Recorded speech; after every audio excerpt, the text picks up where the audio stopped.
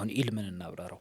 አሁን ላይ ኢልም ሞር ወይንም አንድን ሰው አንድን አሊም ነው ስንል በእኛ ትራዲሽን ውስጥ በኢስላሚክ ትራዲሽን ውስጥ ቁርአንና ሀዲስን በደንብ መዘገብ የሚችሉ በደንብ የቀሩ እነዚህን ነው አሊሞች የምንላቸው። ዶክተር ጣሪቅ ረመዳን ሁለት አይነት አሊሞች አሉ ይላል። ዑለማ አልዋቂ አሉ፣ ዑለማ ንሱስ አሉ። ዑለማ አልዋቂ የሚባሉት ዋቂውን የሚረዱ ኢንጂነሮች፣ ኤኒ ራይተሮች፣ ሂስቶሪያንስ እነዚህ ዑለማ አልዋቂ ይባላሉ።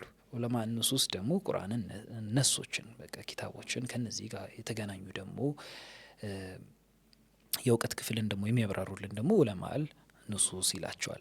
ስለዚህ ስኮላሮችን አሁን ብሮድ ነው ማለት ነው፣ ዴፊኒሽኑ ብሮድ ነው። ግን እነዚህ ሰዎች ሁለቱን የሚያዙ አይነት ታይፖች ናቸው። ጎልደን ኤጅ ላይ የነበረን ስቴጅ ላይ የነበሩት ዑለሞች እንዲህ ዝም ብሎ የሆነ ነገር ኢኖቬት ማድረግ የሆነ ነገር መፍጠር የፈጠራ ስራ ላይ ብቻ ኢንቮልቭድ መሆን ለዓለም የሆነ ነገር ማበርከት ብቻ ሳይሆን በ10 ዓመታቸው ሀፊዞች ነበሩ። ፊቅህ ላይ በጣም ይራቀቁ ነበሩ።